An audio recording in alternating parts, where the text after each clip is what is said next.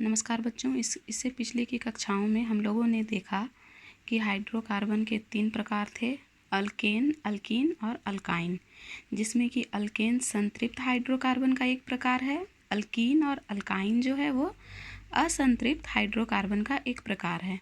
अब हम विस्तार में देखेंगे।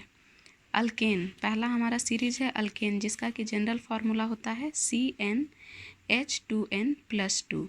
आप लोगों को मैंने कहा था n का मान 1 से लेकर के 10 तक रख के आप लोग बना के देखेंगे। जो बना लिए होंगे वह देख सकते हैं, इससे मिलान कर सकते हैं, और जो नहीं बनाए होंगे वह देखेंगे कि कैसे बनता है।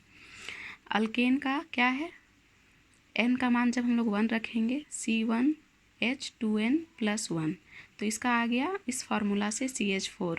उसी प्रकार जब हमने 2 रखा तो C2H6 आएगा, 3 रखा C3H8 आएगा, 4 रखा, उसी प्रकार 10 तक हम लोगों ने किया है। ये n क्या है, कार्बन की संख्या है, कार्बन का नंबर है, हम लोग n का जो भी मान रखेंगे। तो C10 जब रखे हैं, n बराबर 10 है, कार्बन का जब 10 परमाणु रहेगा तो हाइड्रोजन का कितना रहेगा, 22। ये किस ग्रुप का है, अल्केन का है। अल्केन एक संतृप्त हाइड्रोकार्बन है। उसी प्रकार अल्कीन का जनरल फार्मूला था CnH2n।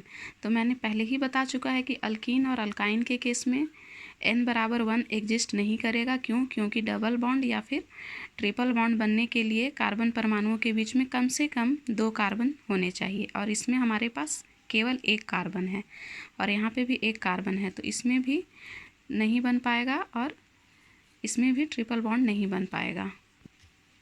इसका हम लोग देखते हैं। तो इस प्रकार n का मान जब हम लोग 2 रखेंगे, मतलब कार्बन की संख्या 2 है, तो हाइड्रोजन की क्या हो जाएगी, इस फार्मूला के हिसाब से CnH2n 2 है तो 2 गुना 2, जस्ट उसका 2 गुना हो जाएगा हाइड्रोजन आइटम का संख्या। इसमें देखिए C3 है तो C3H6, उसी प्रकार हमने पूरा में किया है। लास्ट तक देखिए C10 है तो H20 है। ये सारा सीरीज किसके अंदर है, अल्कीन के अंदर है। और अल्कीन का क्या है कि इसमें एक डबल बॉन्ड जरूर रहेगा 2 कार्बन परमाणुओं के बीच में, ठीक है। अब अल्काइन में हम लोग देखते हैं। अल्काइन का जनरल फार्मूला क्या है, CnH2n-2। इसके अंतर्गत पहला C1 जब रहेगा तो नहीं बनेगा, क्योंकि यहाँ पे अल्काइन का एक और सूत्र है, ये भी पहले की वीडियो में आप लोगों को मैं बता चुकी हूँ। उसमें क्या है कि कम से कम एक त्रिआबंध वाला कार्बन जरूर रहेगा अल्काइन में, मतलब कि 2 कार्बन परमाणुओं के बीच 3 बॉन्ड वाला एक जरूर रहेगा समूह इस ग्रुप में। तो इसमें देखते हैं, जब हमने इस फार्मूला के हिसाब से रखा तो क्या हुआ, C2H2n-2, तो 2 गुना 2 दूना 4 माइनस 2 कितना हो गया, 4 माइनस 2 2 हो गया, तो क्या हो गया C2H2। उसी प्रकार 3 जब रखें, 3 दूना 6 माइनस 2, 6 में से 2 गया तो 4। इस सूत्र के हिसाब से जब n बराबर 2 से लेकर n बराबर 10 तक हम लोगों ने निकाला तो क्या निकला, जब n का मान कार्बन 10 रहेगा तो हाइड्रोजन कितना रहेगा, 18 रहेगा। तो हमने अल्केन, अल्कीन और अल्काइन तीनों का हमने निकाल लिया फार्मूला। अब हम देखेंगे कि सब इनका नाम या नामकरण या नॉमेनक्लेचर कैसे होता है, क्या क्या इनका नाम है। पहला हम लोग देखते हैं मीथेन। CH4 का नाम है मीथेन, C2H6 का नाम है इथेन, C3H8 का नाम है प्रोपेन। उसी प्रकार C4 है तो ब्यूटेन, C5 5 है पेंटेन, 6 है हेक्सेन। हेक्सागोन आप लोग मैथ में पढ़ते हैं, जिसमें कि 6 भुजाएं होती हैं, 6 कोण। हेप्टेन, ऑक्टेन, C8 है तो ऑक्टेन, C9 है तो ये नॉनेन है, C9H20। उसी प्रकार C10H22 डेकेन, मतलब 10 के लिए डेकेन का उपयोग हुआ है।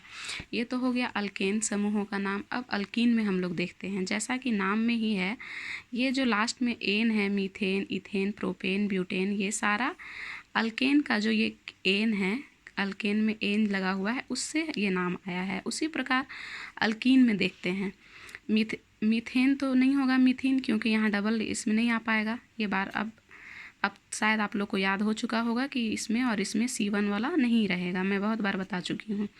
C2 में देखिए, इसका नाम यहाँ देखिए इथेन था, तो इसमें क्या करेंगे, अल्कीन का ग्रुप है, अल्कीन का समूह है, मतलब इस समूह वाले सारे यौगिकों में लास्ट में इन लगेगा नाम के साथ। नाम जो इसमें था उसी प्रकार रहेगा, लेकिन एन के बदले यहाँ इन लगेगा। क्योंकि ये अल्कीन समूह का है। देखिए इसमें ethene, propene, butene, pentene, hexene, heptene, octene, nonene, decene. उसी प्रकार ये अल्काइन ग्रुप है, एल्काइन ग्रुप, तो इसमें क्या लगेगा, लास्ट समूह में इसका आइन लगेगा। बाकी नाम जो समूह में बस सफिक्स जो है जो लास्ट में लग रहा है उसमें अंतर हो रहा है, पहला वाला में अंतर नहीं हो रहा है। इसमें देखिए इथाइन, यहाँ पे था इथेन, अल्कीन वाले समूह में इथीन हो गया, अल्काइन वाले समूह में क्या हो गया, इथाइन।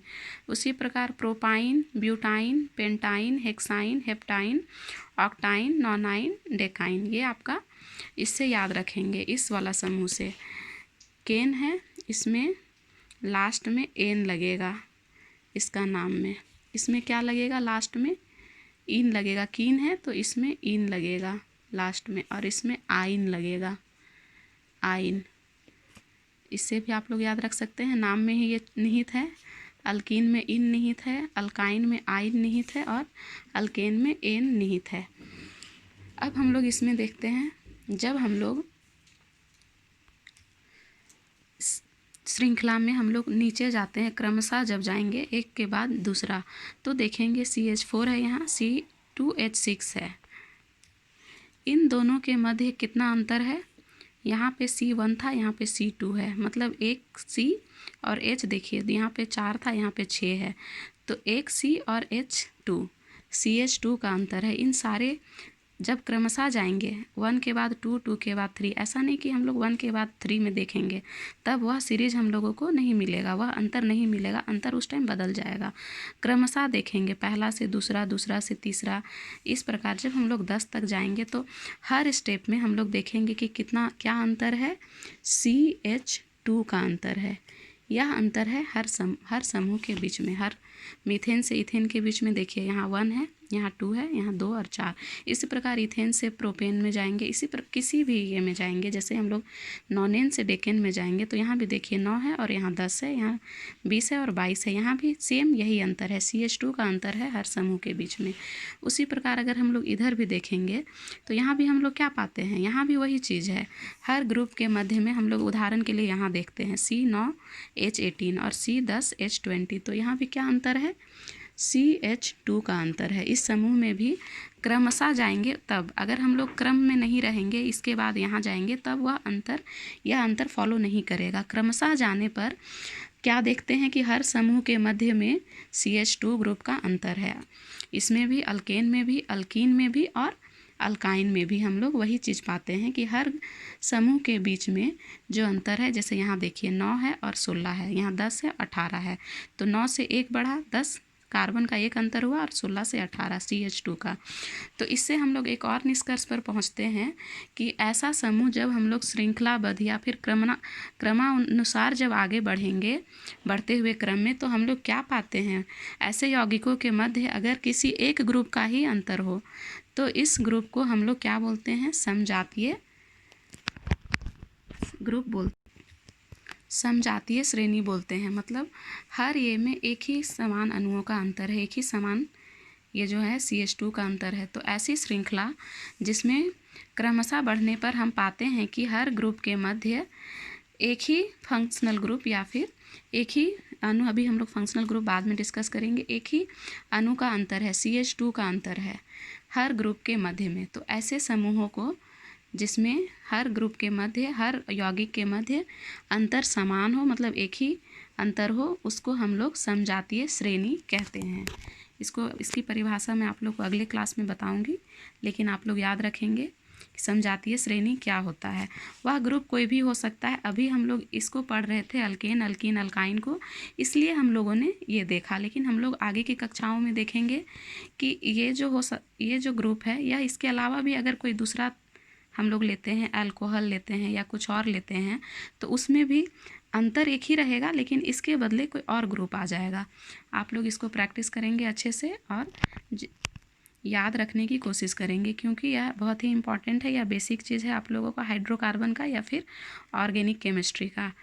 कम से कम 1 से 10 तक हर 9 और 10 क्लास के स्टूडेंट को, और उससे ऊपर अगर आप लोग साइंस पढ़ते हैं तो सबको मुँह ज़बानी याद होना चाहिए, बिना देखे, बिना कहीं किसी सहायता के। आप लोग के ये टिप ऑफ टंग जिसको बोलते हैं कि मुंह पर, ज़बान पर हमेशा याद रहना चाहिए। धन्यवाद।